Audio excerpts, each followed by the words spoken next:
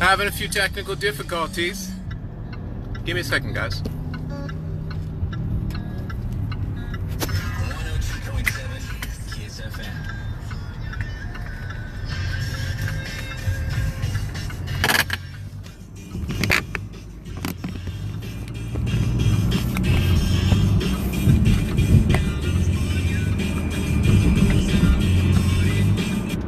Hey folks, how are you? Having a little bit of technical difficulties there at the beginning here. Don't mind the mirror up here, trying to try a little something different with the camera views so that I can read some of those comments. Folks, obviously, like all other days, I'm going to give a quick disclaimer here at the beginning. The information that I'm going to talk about is my opinion and my opinion alone. The opinions that I express are not the opinions of the U.S. government or my occupation or anything like that. My opinions alone. I hope to share those opinions with you, share some of your opinions, talk about some of your opinions, and hopefully create a little bit of a dialogue each week. So what we've been doing for this first week is we've been jumping back and forth off of these smaller topics, bringing out a little bit of information on those topics, and looking for a little bit of conversation. We've had some great suggestions all week. We've talked a little bit about the ADA process. We've talked a little bit about a few different business offerings. We talked a little bit yesterday about nationalism, the day before a little bit about it as well. We talked a little bit about UBI the other day as well. And we've been talking about a little bit of violence too in communities and how to stop some of that. So today, since we've had so many serious topics, I figured today, well, I guess this is a serious topic too, we would talk about love and attraction.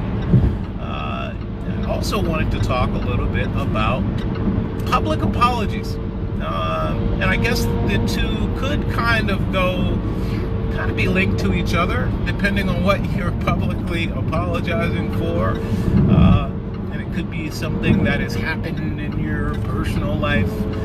For example, I think there's a thing going on with Wendy Williams and her husband, boyfriend, thing like that. So I want to talk a little bit about those things, and I don't know which one of those topics we should talk about first. Let's go with attraction, love and affection. What draws you to the current mate that you have, or what draws you to the mate that you want?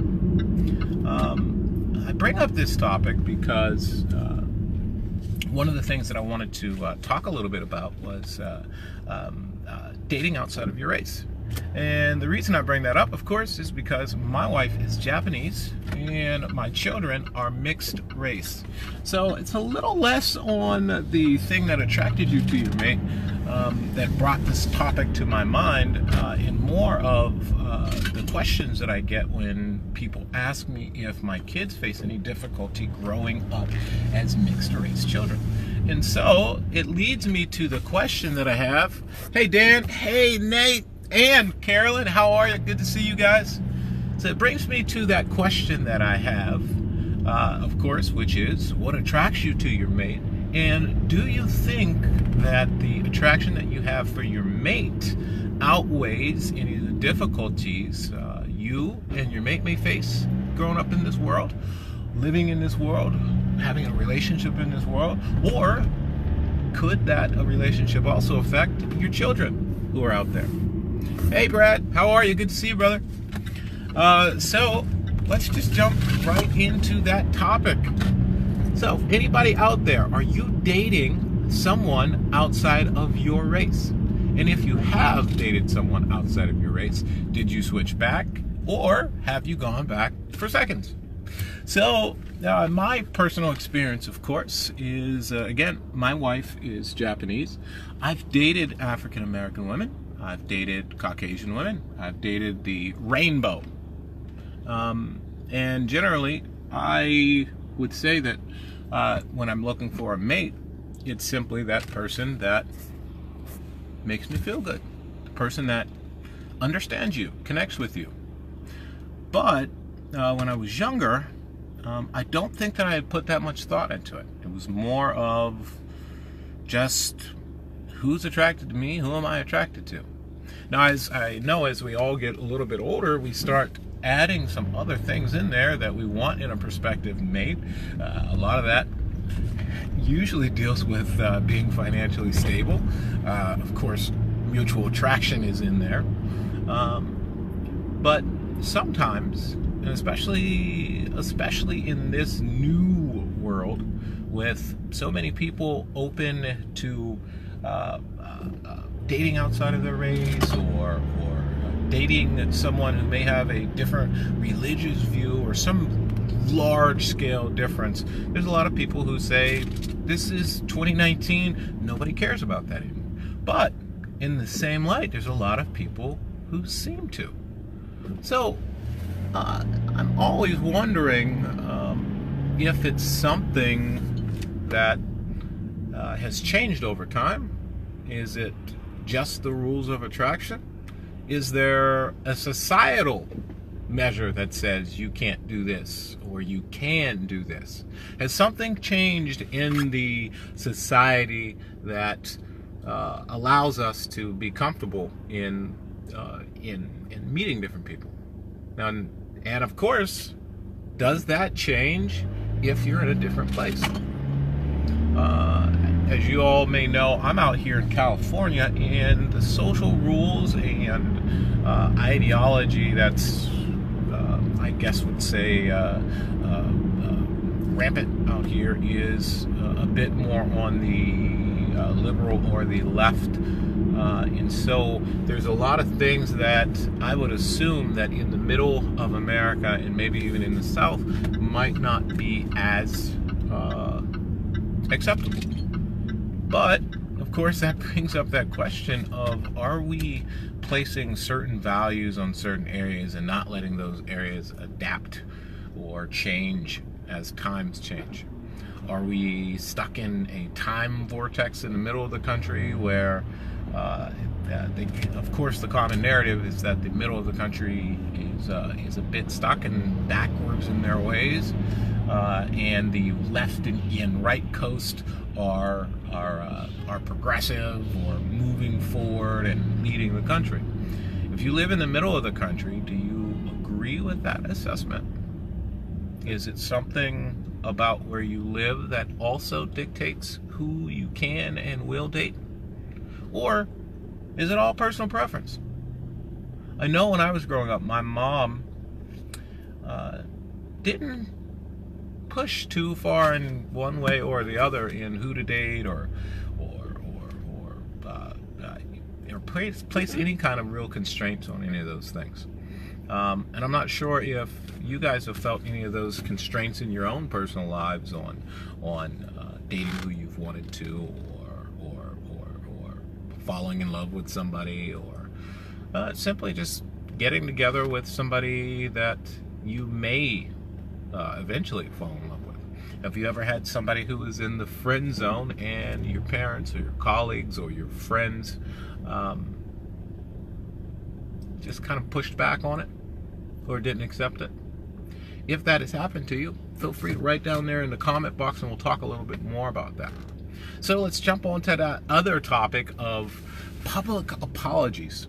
Now, of course, I bring up this topic because there's been a lot of public apologies of late, especially now that we are in the era of the Me Too movement.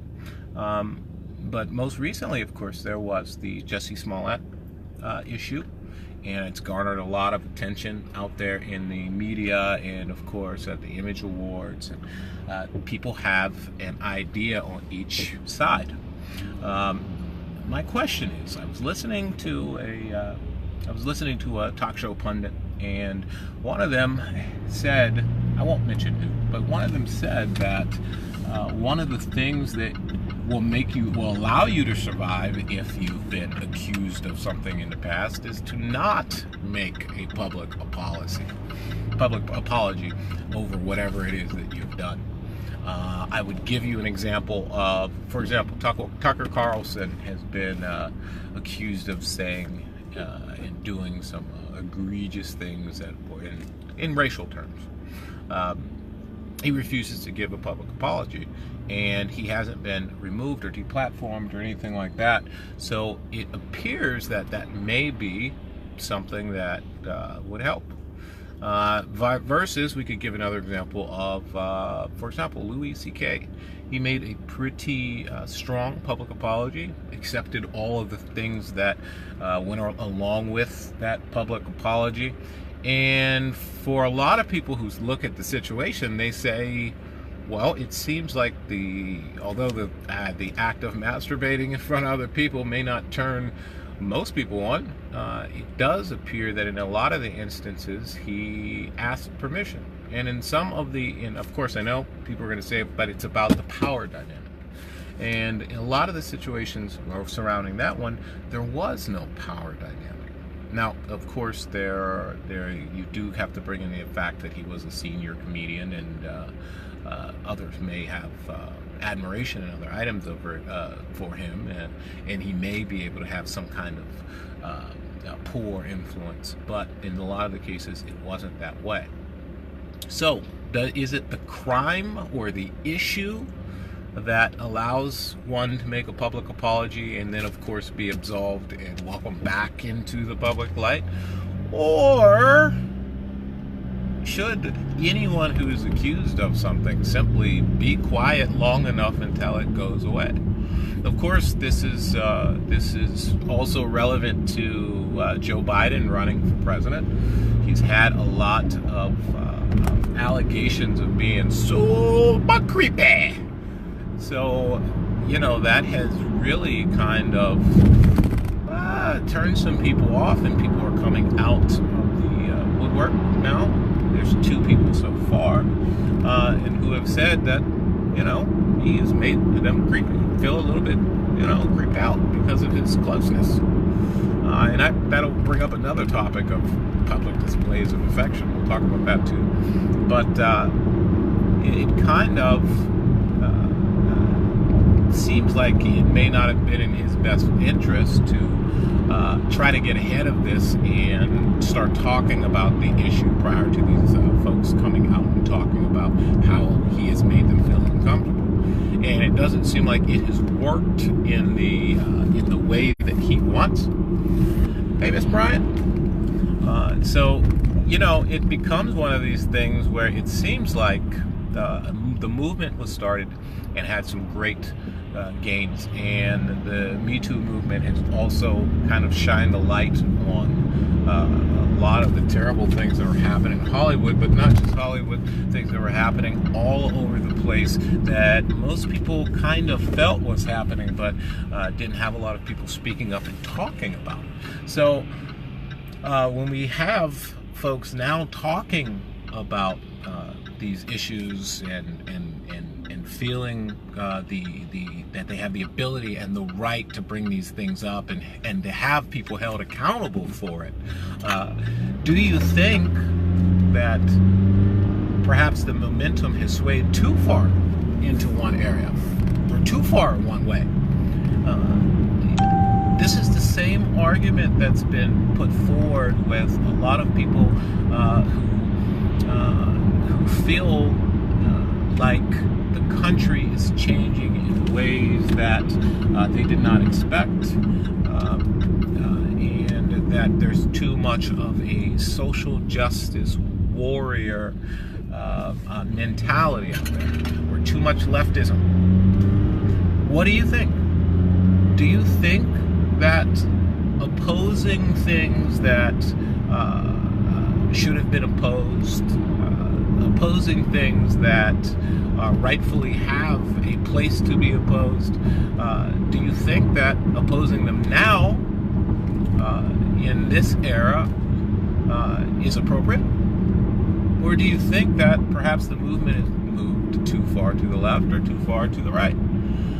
Personally, when we talk about a situation where people are finally standing up for things that they believe are discriminatory or harassment or unethical or immoral, I always want to stand on the side of people who are contesting those things.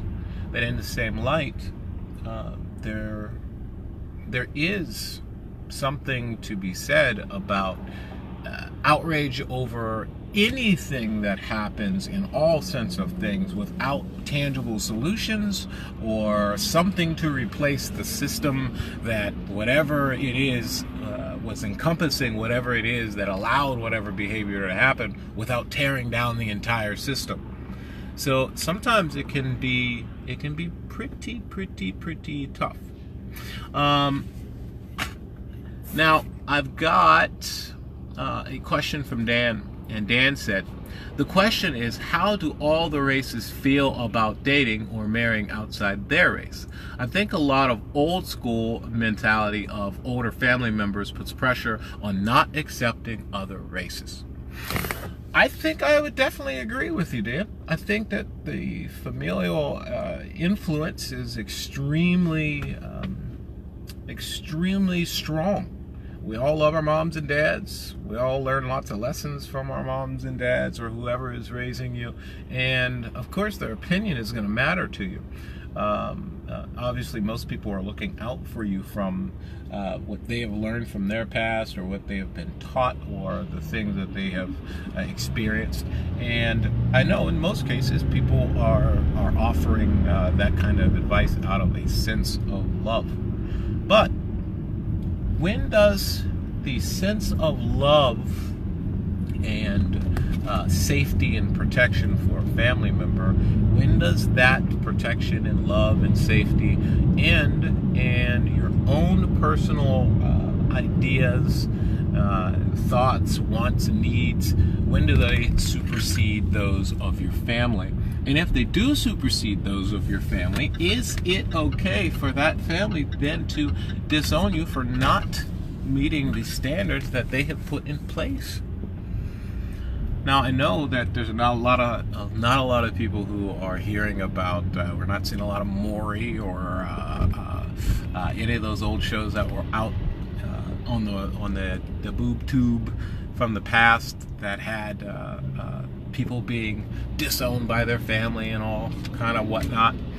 But it's still happening. And there's a lot of cultures who do look at some of the stereotypes and some of the true experiences that they've had with people outside of whatever particular race that they've had, and they either generalize that experience to all other people outside of their race, or they rely that onto that one individual, perhaps try again, or move back to the middle, which would be the original race.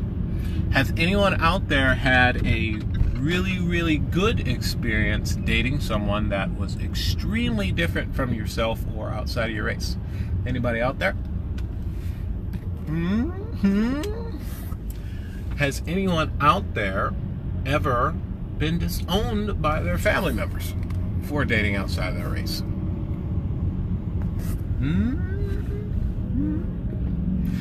If you have, throw something into the comment box and let's talk a little bit more about that. While we're on that topic of race and tribalism and all those things, how important do you think race still is in 2019 and moving forward? Do you think that perhaps class has outpaced the emphasis on race? As we throw this back to the dating topic, if you brought someone who was outside of your race and rich, do you think that would have a different influence than if you brought somebody home to your family who was within your race and was poor? Would that be something that would be a deal breaker? Would it matter at all? Would that be an influence on those family members that you have? Does anybody have a situation where they went through something like that?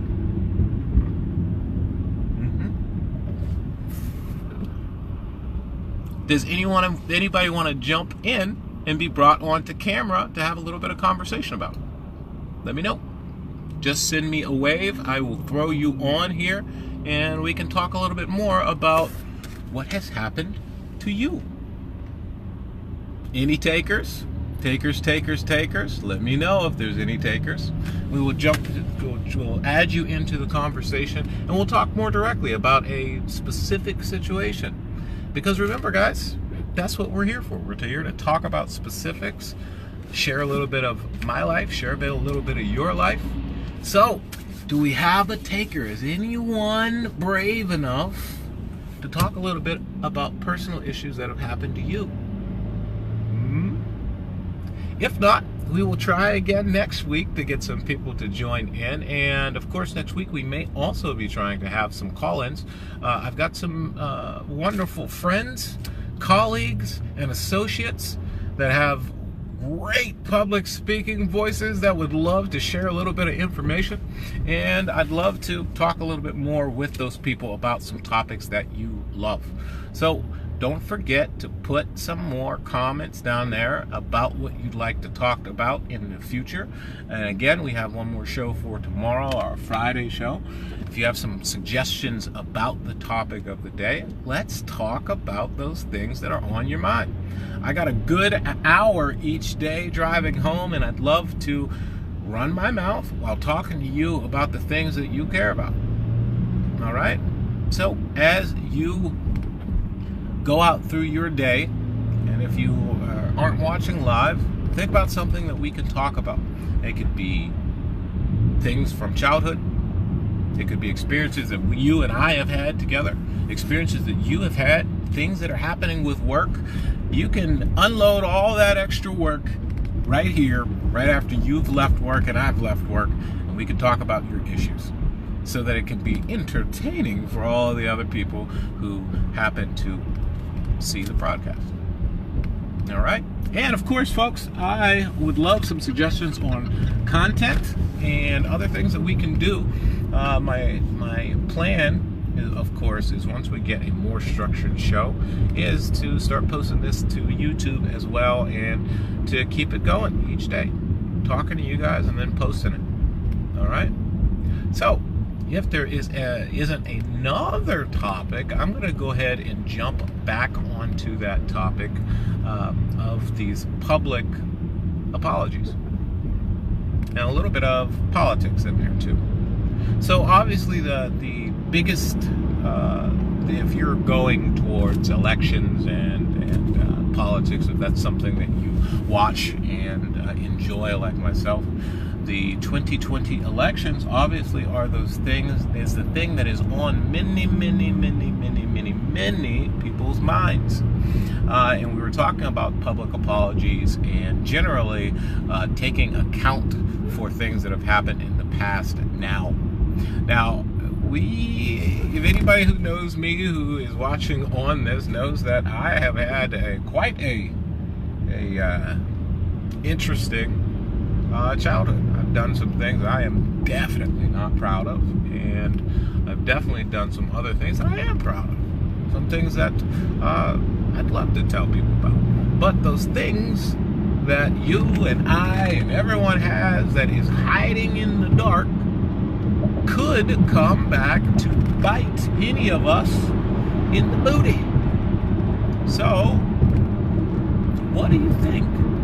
If something happened to you, if you did something that was deplorable or despicable or horrible in the past, but you have since atoned and turned yourself into a stellar model of American pride and virtue,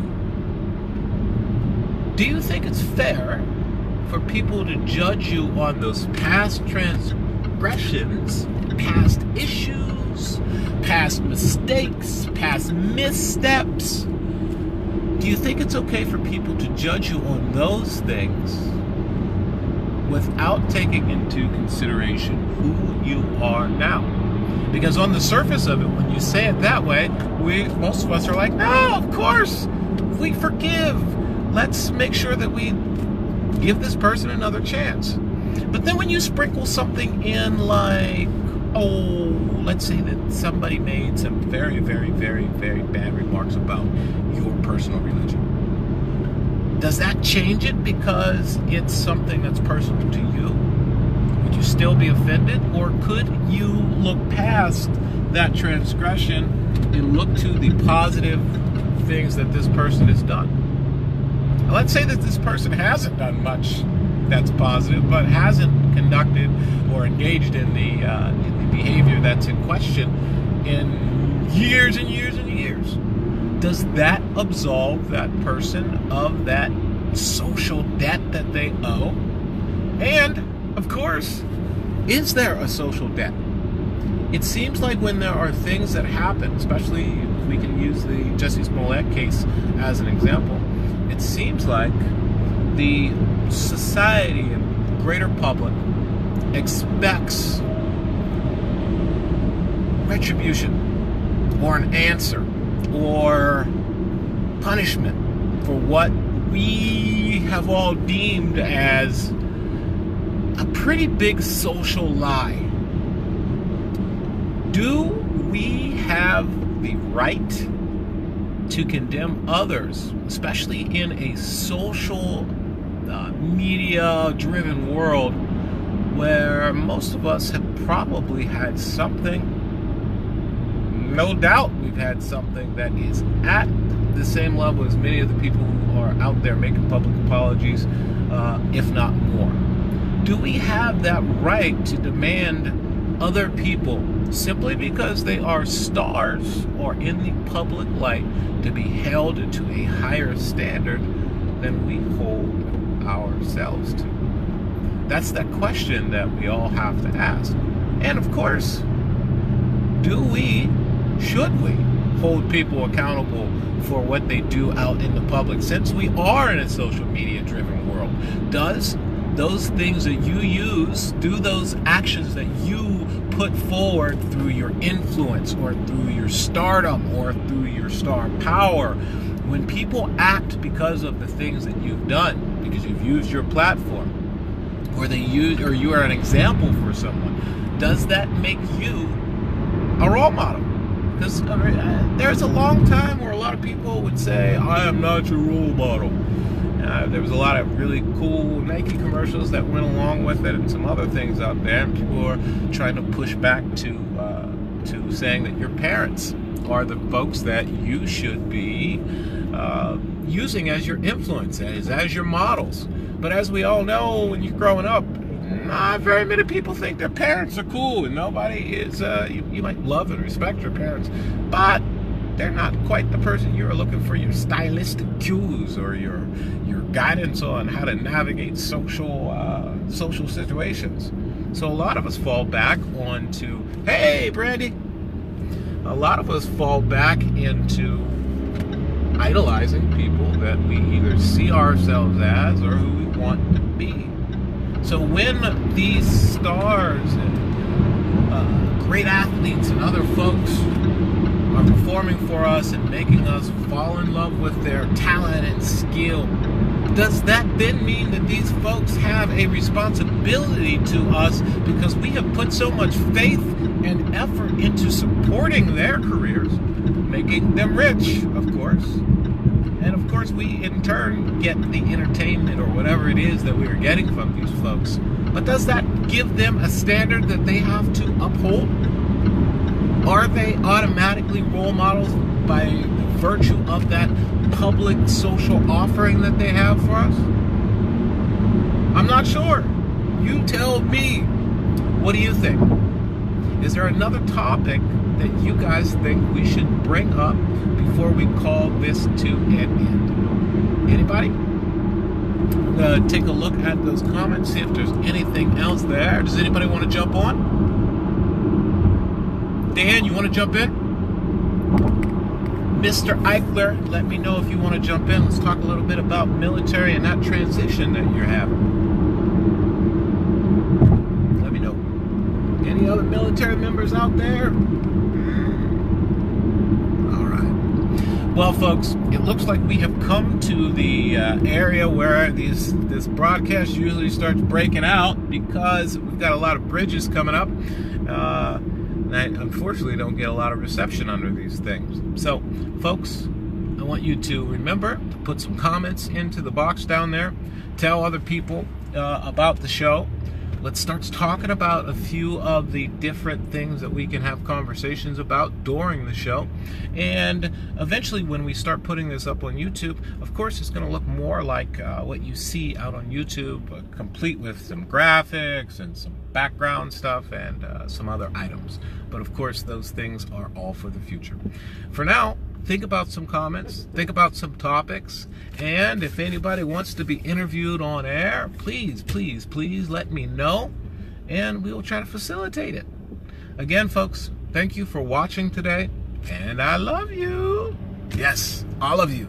I love you very much. All right. Thank you, guys. Tune in tomorrow. Put some topics down there for us to talk about. Somebody get a little bit of courage. Let's talk a little bit about what you got going on. And you guys have a great night. Bye, guys.